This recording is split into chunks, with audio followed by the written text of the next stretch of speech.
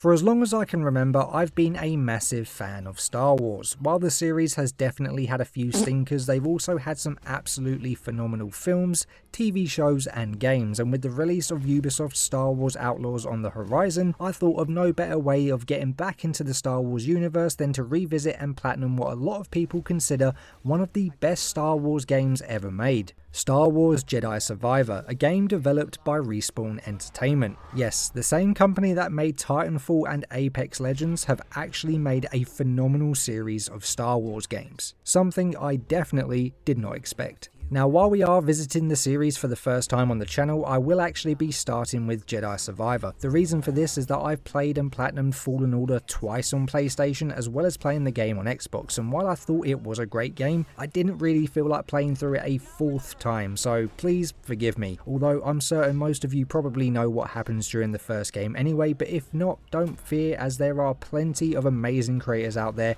who has covered the game. What else is amazing is the fact that I now also have the option of cosplaying as another fellow ginger other than Ron Weasley from Harry Potter. Enough talk about cosplay though, let's get straight into the video. We begin the game with an absolutely smooth transition from the main menu right into Coruscant, and we find that Cal Kestis has been detained and is currently being brought to Senator Sejan for questioning. Immediately upon taking control of Cal for the first time, it's clear that this game is going to look absolutely gorgeous. I mean, just look at this, it's almost indistinguishable from the cutscene.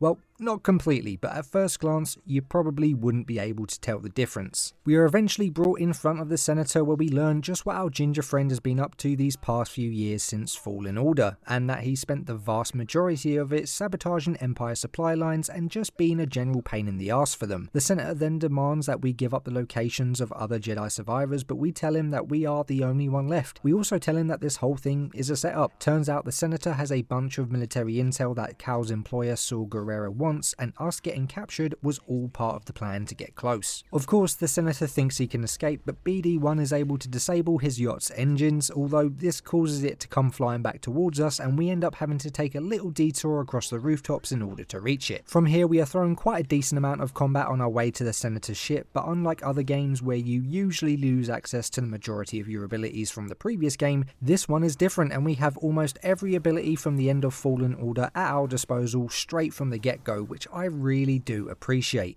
There's nothing I hate more than seeing the same recycled reason as to why we can't use like abilities and everything else that we have earned in a previous game, so it's a nice change not having to start from the beginning all over again. We eventually meet up with one of our crewmates called Bode, who was disguised as one of the CRS officers from earlier, and for a first in the series we actually get a companion that we can utilize in combat, and it's very important that we do, as one of the only missable trophies in the game requires us to use our companions in combat a total of 10 times each. As we continue to progress towards the Senator's yacht, we eventually meet up with the rest of our crewmates that, like Bode, also came in under the cover of being CRS officers, and with their help we are able to board the yacht and make our way inside. Inside, we find the Senator and are able to use the Jedi mind trick ability to convince him to unlock his terminal, giving us access to the intel. However, we discover that despite all of our efforts these past few years, the Empire has just grown in size, leaving us feeling just a little deflated. The Senator decides to chime in and tells us that for the past few years he has been constantly forging new alliances and making new deals to ensure the survival of his race, and suggests that we do the same, but of course we know that would be completely pointless in our situation. But with the intel now in our hands, we decide to make a move back to our ship. This is where things go totally tits up though, and we find that the ninth sister from the previous game had managed to track us down, and one by one we begin losing our teammates. Of course, we go straight after her and eventually come face to face with her, and just like that we are thrown into our very first boss fight of the game. Now, if you've played Fallen Order, then you'll know that the ninth sister was pretty damn powerful, and for many was an absolute pain in the ass to beat. While she still has a couple of annoying moves, she's nowhere near as bad as she was in the first game, and we are able to win the duel against her, nabbing us our very first trophy. We then remind her that she was once a Jedi before turning to the dark side, and that we will help set her free, which we do by cutting off her head. Nice. After dealing with the Ninth Sister, we eventually meet back up with Bode and Bravo, who had managed to survive the attack, and with their help fight our way through the stormtroopers back to the Mantis in order to escape. We all take our own ships to escape the planet, however we unfortunately lose Bravo and Bode goes MIA while trying to lead the Empire away from us. After leaving Coruscant and getting clear of the Empire, we then forward the intel we retrieved to Saw Gerrera, and BD1 decides to take us back on a little trip down memory lane by showing us multiple different clips of some of our old friends. Those being Grease Dritus, Seajunda and Merrin, who since the first game had all left the crew to pursue their own goals and dreams. Turns out we were going to need the help of Grease once again though, as the Mantis's gyro is failing and he's the only one that we know who can fix her up without having to worry about being turned into the Empire, and so we set our coordinates for the Kobo system. And we then unlock our second trophy of the game for Saw Gerrera for successfully escaping the Empire on Coruscant. We eventually make it to Kobo and come to discover that while the Empire isn't here to give us any trouble just yet, a pirate group called the Bedlam Raiders are, and so find ourselves again having to fight through numerous enemy forces. So now's a good time to mention that much like Jedi Fallen Order, Jedi Survivor also has numerous planets that have open world areas that we can explore, except in this game some of them are absolutely huge, with Kobo being the first of these enormous locations.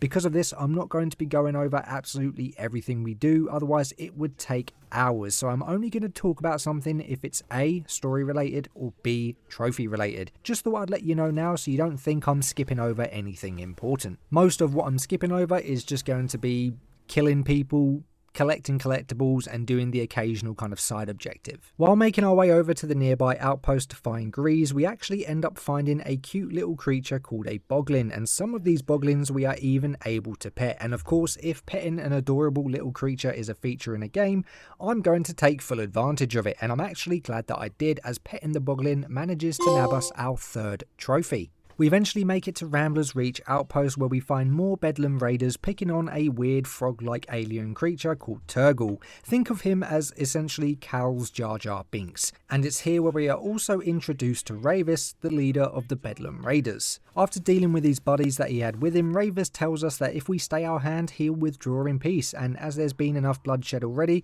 we agree. And we then head inside the nearby cantina called the Pyloon Saloon, where we find Grease.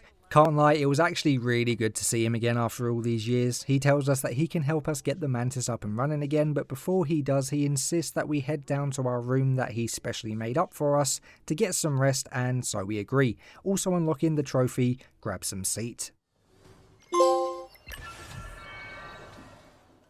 After getting some shut-eye, Grease comes down to check on us and we have a little chat. He tells us that while he understands that we feel like we have a duty to keep fighting, we should consider what it would mean for our future, as it will end up leading us to losing something we can never replace and having to live with the guilt of it, something which Grease had to learn the hard way. We tell him that we can't just walk away though, as it would mean that everything the Jedi had fought for meant nothing, but we reassure him that we will think about what he said. He then shows us a hidden door into the smuggler's tunnels below the saloon and tells us that we should be able to find the parts that we're looking for down there. While we do find the replacement gyro, we also end up finding ourselves falling into an ancient underground Jedi temple. In this temple, we find an old droid that seemed to be holding on to some kind of ancient Jedi device, and upon touching it are thrown into some kind of flashback through the eyes of the droid. In this flashback, we discover that the device the droid was holding is called a tuner, which allows the user access into Jedi facilities, and that a Jedi Master by the name of Santari Kree had tasked the droid called Z in taking it to the nearby forest and using it to activate the array, which she says holds the key to Tanalorr. Of course though, Z never managed to make the journey. The flashback then ends and we find out that Z is still very much alive and has just been stuck down here for many years, and so we help free the droid from its restraints and escort it back up to the saloon. Once we get back to the saloon, we find a friend waiting for us. Turns out that Bode had thankfully managed to escape the Empire, and after Coruscant had come to Kobo to assist us further. Z then reveals that Tanalorr is actually a planet meant to be a bastion of hope for the Jedi Order, hidden within something called the Kobo Abyss, however isn't able to give much more information on it due to her memory banks being purged, but she does ask us if we can finish her mission and head to the forest to activate the array. As we make our way over to the array, we discover that the Empire has also decided to come snooping around, which just adds credence to the fact that the array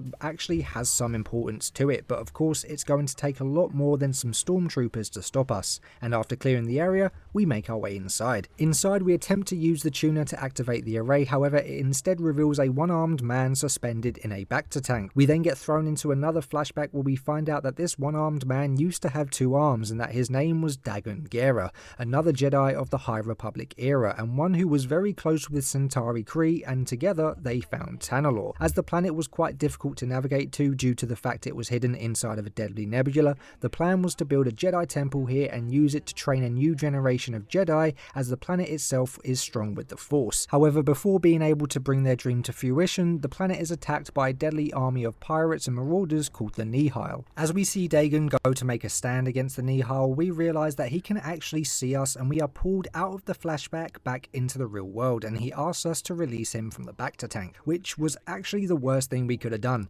You see, Dagon believed the Jedi betrayed him as they ordered everyone to retreat off of Tanalorr during the attack and refused to help him retake it. This of course led to him giving in to the power of the dark side, and we all of a sudden see him use the Force to alter his kyber crystal, giving him the menacing red saber we've all come to know and love. This then results in us having a boss fight against Dagon, however he is clearly a lot stronger than us even with one arm, and manages to make an escape thanks to Ravis and his Bedlam Raiders. This does however nab us another story related trophy. The key to Tanalorr. Could Kree have meant Dagon? How could she entrust Tanalorr to someone like him? At this point we decide the best thing to do now is to head back to the saloon to regroup and discuss our plans going forward, and on the way back we manage to unlock the mirror match trophy for using our Jedi mind trick ability to force an enemy to kill another enemy of the same type. Once we get back to the saloon, Grease tells us that he's managed to fix the Mantis, and we manage to convince him to join us in our fight against the Empire once more, and then decide to head to the planet of Jeddah in order to find Sia and tell her of what we have discovered. When we get to Jeddah though, we find that a massive sandstorm is rolling in, meaning that landing directly at Sia's base was out of the question, and so she arranged for us to meet with one of her contacts who will escort us there. Turns out this contact we were meeting though was our old friend Merrin, and we are rewarded with another trophy for reuniting again after all these years.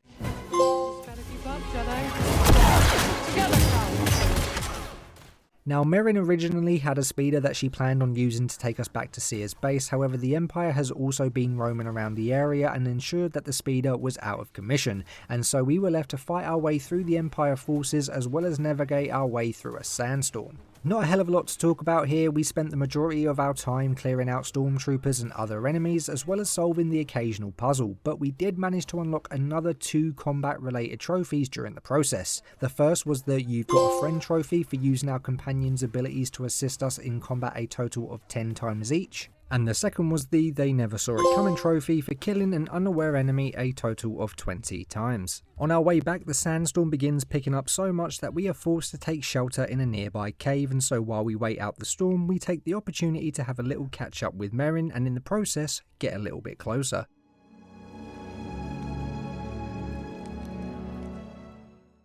After the storm has passed, we then make our way over to Sia's base, however are first greeted by Jedi Master Eno Cordova. Now if you've played Fallen Order you'll already know of him, however in that game we never actually get to meet him, so it is just assumed that he's dead. However, as you can see, BD1's original master is very much alive and kicking and has been working with Sia and the group that they call the Hidden Path in order to rebuild the Jedi archives as well as provide safe passage for Jedi and anyone else who may be Force sensitive. Eventually the whole crew reunites once again and we tell Sia of Tanalorr and Dagon Gera, and Cordova suggests heading back to Kobo and its shattered moon as they may hold more clues on how we can reach Tanalorr.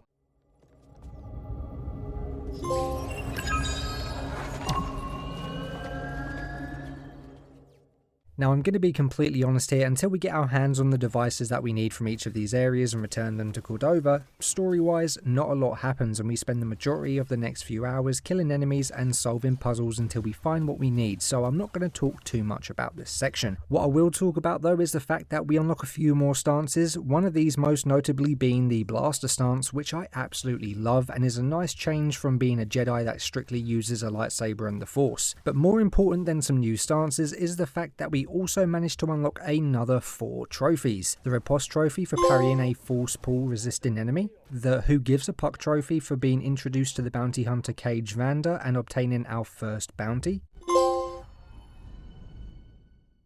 The Now This Isn't Pod Racing trophy for travelling a total of 500 metres while riding a creature, and finally the Reconnaissance trophy for using BD1's binoculars to investigate a target from a distance. Continuing on with the story, after searching both Kobo and the laboratory on its shattered moon, we find and take the two mysterious but identical devices back to Cordova to see whether he can fix them and retrieve the data stored within. We then get told that the Empire is getting close to Pilgrim Sanctuary, and although the Hidden Path has already started evacuations, one of their members, Brother Armias, isn't responding, and Cordova tells us that if the Empire get their hands on the communication codes that he has, it could put the entire Hidden Path at risk. So me and Merrin team up once again and head out to find Armias. After fighting our way through a decent amount of Empire forces, we eventually find Brother Armias, where he then gives us the communication codes before being absolutely flattened. And of course we now have to fight the thing that flattened him, but first Merrin gives us a kiss for good luck. After using Merrin's portals to fly around a little bit, we are then able to make our final stand against the machine, and together we manage to bring it down before it gets the chance to squash anyone else, and we get another story related trophy for doing so.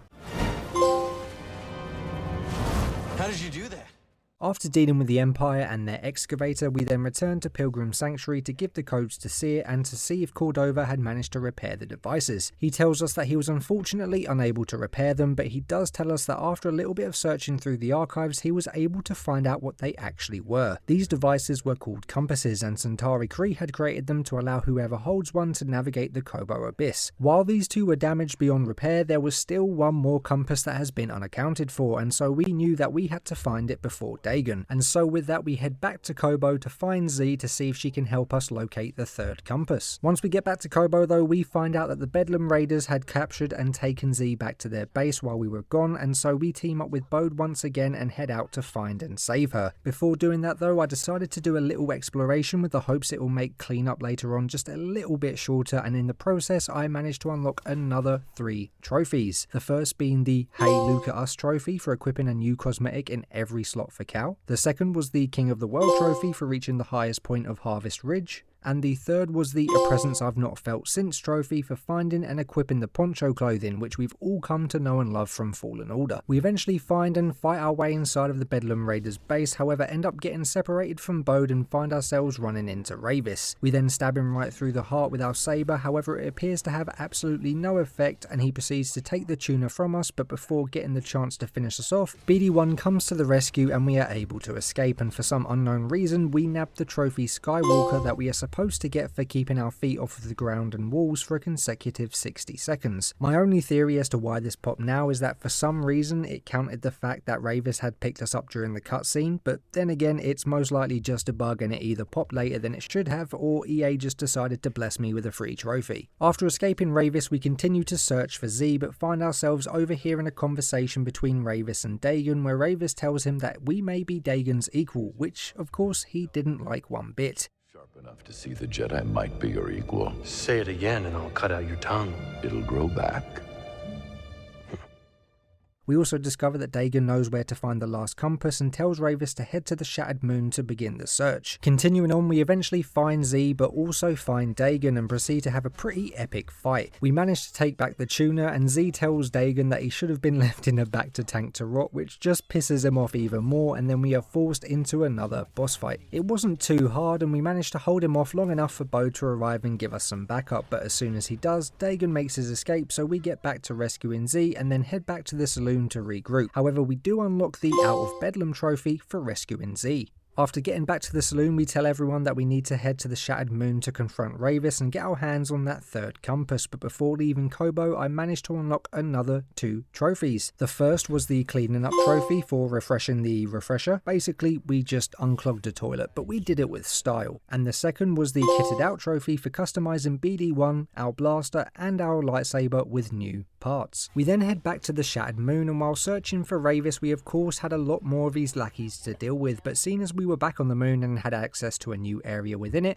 I was able to unlock another combat related trophy, and this was the This Is Canon trophy for pushing an enemy into the Shattered Moon's mining laser. We eventually find Ravis and discover that he had activated the moon's array. He then tells us that long ago Dagon bested him in combat and through that had earned Ravis's loyalty. He also tells us that after the Jedi had betrayed Dagon, they captured Ravis and instead of allowing him to have a warrior's death, they imprisoned him for centuries. Now, seeing as Ravis was starting to open up a little bit, we decided to push our luck and ask him where the third compass was, but he tells us that if we want that kind of information, we are going to have to fight him for it. And so of course we agree. Can't lie, Ravis was a beefy boy and he hit hard, but of course we have that plot armor and we managed to hit back harder, and after beating him in combat he tells us that we have proven ourselves and so reveals the location of the final compass. It was all the way back on Kobo in Centauri Kree's observatory, because of course it is, and that he has already opened the way for Dagon to go and retrieve it. Now, as we bested him in combat, we tried to convince him to instead fight with us and help us stop Dagon. However, that's something he just isn't willing to do and instead demands that we give him the warrior's death that he so yearns for. And so we grant his request.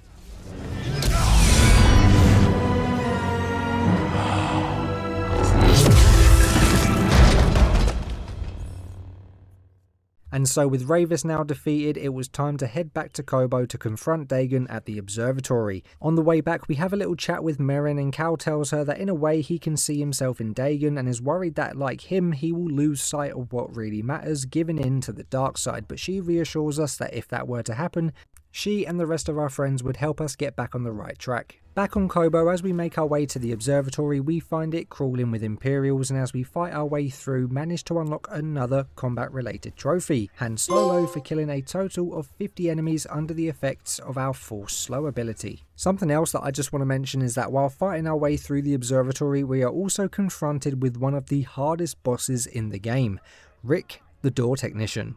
Nah, I'm joking, he was easy, but I thought it was pretty hilarious that Rick had his own health bar. Like, you see it pop up and you immediately think, oh crap, we got another boss fight coming up, only to realise that you can pretty much one-hit him instantly. At the top of the observatory, we then come face to face with Dagon, where he tells us that he's furious at the fact that we are against him and that the Jedi Order even managed to fall to the Empire in the first place. He tells us that he plans on using Tanalorr to train a new generation of Jedi, and that when the time is right, he will return with them to wipe out the Empire and take over the galaxy for himself. Of course, we can't let that happen, and so this means we have another boss fight with Dagon, but this time he really goes all out. He utilises the Force to do all kinds of things which I didn't even know was possible, like flipping gravity, but perhaps the coolest thing is that he even gave himself some kind of Force ghost arm to help him in the fight. Like, I just thought that was pretty damn sick. Honestly, this fight left me very impressed, even if it still is technically just a boss fight like any other. Dagon does manage to strike quite a hefty blow against us, but little did he know that we have our own little Force tricks up our sleeve, and we were able to trick him into thinking that we were Centauri Kree,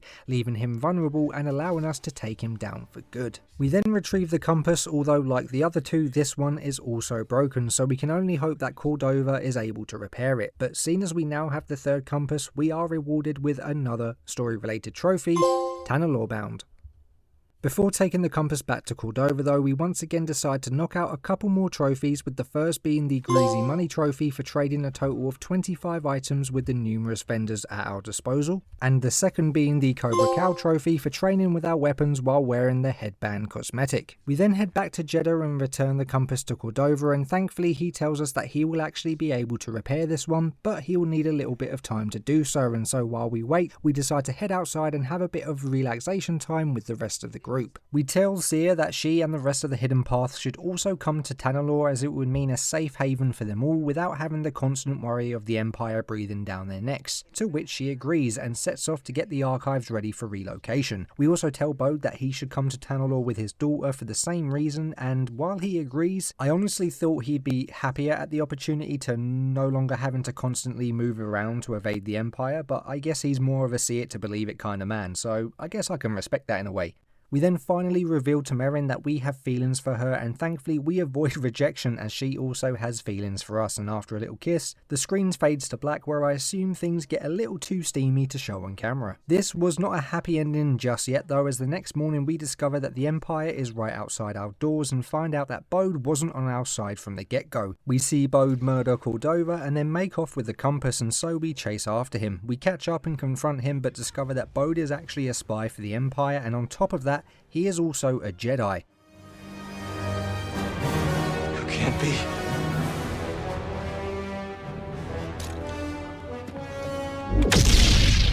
You're not the only one who survived. We attempt to take him down, however he unfortunately gets the better of us and we are thrown off of the cliff to our death. Can't lie, when I got hit with this respawn screen, I genuinely thought I'd failed the fight and would have to do it all over again. However, apparently this was just part of the story, and instead of respawning as Cal, we are given control of Seer and find ourselves protecting Pilgrim Sanctuary while the hidden path evacuates. I must admit, I actually really liked playing as Seer, as she was extremely powerful and made wiping out an entire army of stormtroopers and droids look like it was absolutely nothing. We managed to hold the Empire off long enough for the hidden path to evacuate, however we quickly find out that Darth Vader is also on Jeddah and a lot closer than we would have liked. We put up a valiant effort against Vader, but unfortunately we already know this isn't a fight we could win due to his plot armor in the Star Wars universe, and as we go in for the killing blow, he pulls the Ultima Uno reverse card and offs us instead before hobbling away and burning down the archives.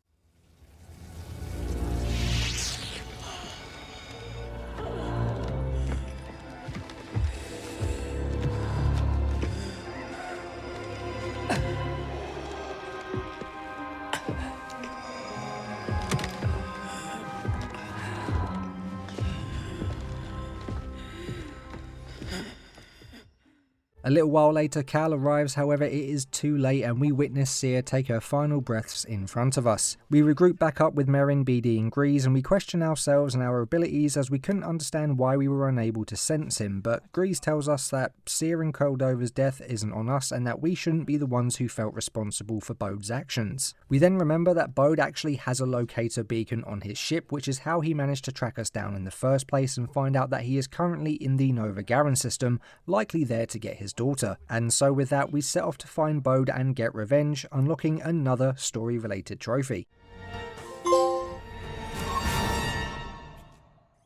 After arriving in the Nova Garen system, we realise that Bode is currently on an Imperial Security Bureau base, and after making our way inside and fighting through the Imperial forces, we find the base's commander called Denvik. Denvik tells us that Bode has been working with him for quite a long time now, and that his infiltration into our team started way back on Coruscant, although he does tell us that the attack on Jeddah was supposed to be months away and was unaware that it even took place. We then force him to call off the base's security and then proceed to knock him out and take his uniform, which we then use to get to Bode's room without having to take on the entire base to do so. Inside his room we come across his daughter Carter, and of course Bode soon makes an appearance himself. He tells us that he used to be a Jedi working in the intelligence sector, and that after Order 66 and the loss of his wife, he took what he had learned to cut a deal with the Empire, agreeing to work with them as their spy in exchange for him and his daughter's protection. Bode didn't plan on sticking around though and makes an escape with his daughter, leaving us to fight our way out of the base. During our escape we also find ourselves falling into the dark side of the Force, but thankfully Merrin is there to keep us on track and calm us down.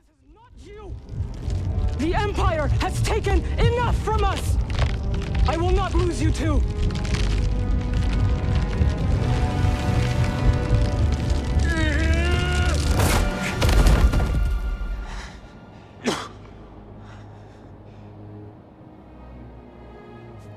He won't.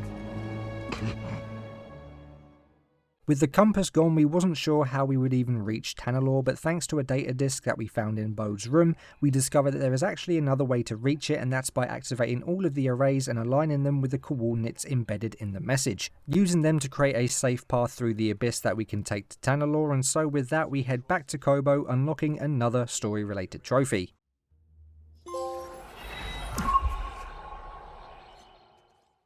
Back on Kobo, before heading out I made sure to spend a few of my skill points, and I managed to fully upgrade my third skill tree, which managed to nab us the Jedi Path trophy. And we then head towards the alignment control center, clearing a path for Z so that she may activate the arrays, and after doing so unlock another story related trophy, Into the Abyss.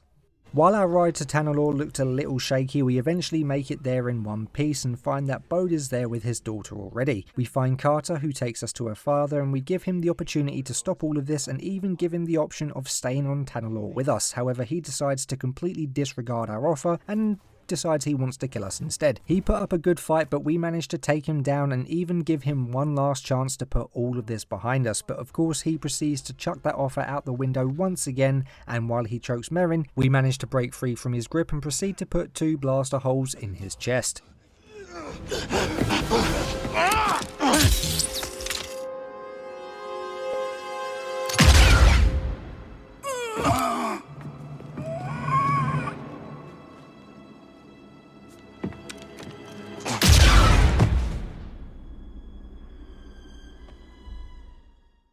After the fight, we then find Merrin offering some comfort to Bode's daughter, and we go on to have a funeral for him and both Seer and Cordova. While contemplating what to do next and feeling a little bit lost in all that has happened, we see Seer's Force Ghost come to us and she tells us to guide Carter through the darkness. The credits then roll, bringing us to the end of the game and unlocking our final story-related trophy. This then brings us to the end of the game's story, and we decide to follow through with our plan of bringing the hidden path to Tanalorr, but that's as far as we go in this game, and until we get a sequel we won't know whether or not Cal managed to do so. But of course, with the story now complete, we could turn our focus onto the cleanup stage. Now, as there's quite a few collectible and side quest related trophies in this cleanup stage, I've decided that I will first briefly mention and go through the remaining combat and miscellaneous related trophies that we have left, just to keep each kind of section all together. In terms of combat trophies, we had a total of 7 more of these to obtain, and thankfully none of them were actually difficult to achieve. The first of these trophies was the catch trophy, which we unlocked by killing 3 enemies with a single roller mine. The second was the roadhouse trophy, which we got by drop kicking an enemy while sporting a mullet. The third was the slam dunk trophy for using our full slam ability to slam 5 enemies at once. Our fourth trophy was the get down from there trophy for attacking 20 enemies that we had lifted in the air. The fifth was the Sullen Civilized trophy for defeating 10 enemies with shots using the point blank skill. The sixth was the one with the Force trophy for avoiding 50 attacks using our focus sight ability, and our seventh trophy was the pinpoint trophy that we got by executing 10 perfectly timed precision releases. For our miscellaneous trophies, there's only 2 that I had left which I consider to be miscellaneous, and the first was the perk of the job trophy, which had us equipping a perk in every slot available to us. And the second was the They're Probably Fine trophy for dropping our mount into the Great Unknown, even though, if anything, the creature actually dropped me into the Great Unknown. Now, with all of the combat and miscellaneous related trophies that we unlocked out of the way, let's talk about the collectible related trophies. In terms of collectibles, while it is a lot more lenient than the first game and we don't have to 100% every single area, there is still a massive amount that we do need to collect, with the majority of our time being spent hunting down 100 priorite shards that we would then need to use to buy absolutely everything in Doma's shop. Of course, this was one of the last trophies that we unlocked, so let's talk about some of the other collectible related trophies we got along the way first. We first had the Growth Spurt trophy, which required us to make our way around the numerous planets collecting seeds that we could then use to plant in our garden back at the saloon. Thankfully, we didn't have to find every single seed, but we did have to find quite a decent amount in order to fill up all available spaces in the garden. For the most part, I had already collected quite a few while just progressing through the game's main story, so most of my time spent trying to get this trophy was actually just waiting for the plants to grow in order to unlock more areas of the garden, and the trophy itself actually popped while I was out and focusing on other trophies. The second collectible related trophy was the Scuba Diving trophy, which, like with the seeds, could be found scattered across numerous different planets that we could visit. Thankfully, a lot of these fish were easy to track down, as Scuba Steve could be found at each of these locations, so if you saw him, you knew there was definitely going to be a fish nearby, and after getting him to catch every single one, he then returned them to the cantina and filled up the aquarium inside, unlocking the trophy Scuba Diving. And for what I consider my final collectible related trophy, after collecting all 100 priorite shards, we then returned to Doma's shop and traded all of them in for the numerous cosmetic items that she was selling. And of course, after doing so, we get given the Splurgle trophy. So with the collectibles completed, now let's talk about our remaining trophies that for the most part were linked directly to side quest related content. The first was the It's a Trap trophy, which we unlocked for heading down into the Fonky Caverns while hunting down one of our bounty targets. The second was the There Is No Try trophy for helping a droid lift his ship out of the tar pits. The third is almost like an extension of the previous trophy, as much like with helping the droid, there are numerous other NPCs that we could find around Koboh that require our assistance, and after helping them, we typically suggested them to head back to the cantina, as it's one of the few places that are genuinely safe to be while on Koboh. And after helping everyone that we could across Koboh, even the Jawa, we are rewarded with the Max Capacity trophy. Well, look safe. If you need any supplies, you should stop by the Ramblers Reach outpost. Yeah. See you around. Our fourth trophy was the Star Tours trophy, which had us discover and complete every single Jedi chamber. These were essentially just puzzle rooms that we needed to solve, but for the most part these were pretty easy. The next trophy was the I'm a Living Legend trophy, which had us revisiting all of the planets in search for enemies the game refers to as legendary adversaries. Much like with the seeds, I'd actually cleared quite a few of these enemies out just while exploring and progressing through the story, which at the time often took me multiple tries to complete due to me being just completely underleveled and underpowered. The spawn of Ogdo is the one that stands out the most here, but I'm the type of person that will sit there for nearly an hour trying to kill a boss that realistically I could have just left until the end of the game. We unlocked the Blood, Sweat and Tears trophy for finding and completing all 4 tiers, which were essentially either combat or parkour related challenge rooms. And finally we unlocked the Gambler trophy, which had required us to beat every opponent in the game holotactics. Think of it as an advanced version of something like Gwent from The Witcher. Rather than collecting cards to play, we used the numerous different enemy types that we had encountered and scanned to play against our opponents instead. Honestly, for something that a lot of people would probably find boring, I actually found to be quite fun. It took a little while, as I can't lie, some of the matches I absolutely got my shit handed to me, but eventually we managed to beat every opponent, including the Holotactics Master, nabbing us the trophy. What an engrossing sequence of play. Now before getting the platinum, there was still 2 trophies that I needed to unlock, with both of them being unobtainable until I had hunted down and killed every single bounty hunter that the Empire sent after us. After taking them all down, we discovered that Cage Vander, the bounty hunter who had originally teamed up with us to hunt down these other hunters, had decided to betray us and decided that she wanted to turn us into the Empire for the now quite hefty bounty on our head. But I'm gonna be honest, she had just witnessed us wipe out every other bounty hunter that was chucked at us, so I have absolutely no idea as to how she thought she even had a chance of taking us down. Turns out though, there was another bounty hunter she forgot about, and thankfully he wasn't here for us.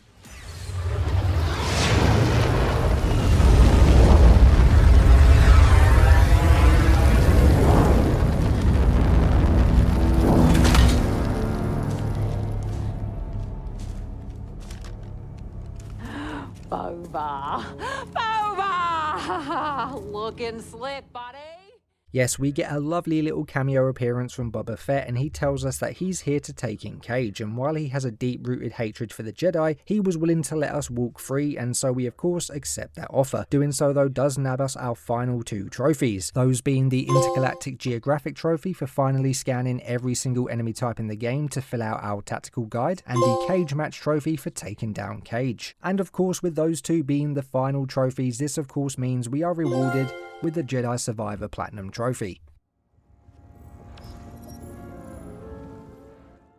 And so with that being the platinum and final trophy of the game, this now means we have not just completed Jedi Survivor, but have successfully 100% completed all trophies in each of the 2 games in the Jedi series. And so now I'd like to share my thoughts on the story and the overall experience as a whole. So in terms of story, I'm glad to say that I enjoyed it just as much, in fact even more than the story of Fallen Order. I love that while it is still a continuation of the previous game, it stands out as a completely unique experience, and I didn't feel like I was just playing the exact same game in a different setting. Characters and their backstories are fleshed out a hell of a lot more, and I love seeing Cal's struggles of trying to stay on the right path, even with a vast majority of his friends dying or, like Bode, betraying us. To me, I feel like it grounds him a lot more as a character, and even feels like the struggles he goes through makes him a lot more relatable in a sense. As if I'm being honest, all of us out there have experienced some kind of loss or betrayal that leaves us questioning what we could have done differently, and often leads us down a path that we wouldn't necessarily go down. When it comes to the gameplay, while for the most part it is very similar to that of Fallen Orders, it offers a host of new abilities, stances and other mechanics like being able to take an ally with us, and even the ability to ride mounts to make it feel like it's not just a straight copy and paste. One thing that I wish they did differently though is that I wish they had avoided the tremendous amount of backtracking that we had to do throughout. After visiting Kobo for the first time, it genuinely felt like I was having to head back to the planet after every other main quest, and while I don't mind, as returning to the planet does for the most part take us to new sections that we haven't previously been to, I feel like there could have been other ways to progress the story without constantly having to come back. Something which I absolutely love though, and something I actually touched upon at the start of the game, was just how consistently beautiful and detailed the environments were. Graphically, they were absolutely stunning, and each area genuinely felt like it belonged. Nothing felt out of place or just put there for the sake of it being put there. Getting the actual platinum trophy is relatively easy, with the longest part about it probably being the cleanup, and that's mainly down to the fact that there are those 100 priorite shards to collect, and unless you have those specific upgrades that can mark them on your map, it can make finding them pretty damn long. And to be fair, even when you do get the upgrades, it is still pretty grindy. But to end the video, would I recommend this as a game to platinum? And the answer, well, much like with most of the games that I cover on this channel, is an outstanding yes. Although I would highly recommend going through Fallen Order first if you haven't already. Anyway guys, this does bring us to the end of the video. If you guys enjoyed the video and would like to show your support, then make sure to hit that like and share button down below. It really helps me out with the algorithm. It shows the support, and your support is always appreciated on the channel. Make sure to leave your thoughts on Respawn's Star Wars series down in the comments below, and if you haven't already, then make sure to hit that subscribe button and turn notifications on to stay up to date with everything I upload. I hope you all have a great day, and I'll see you all in the next video.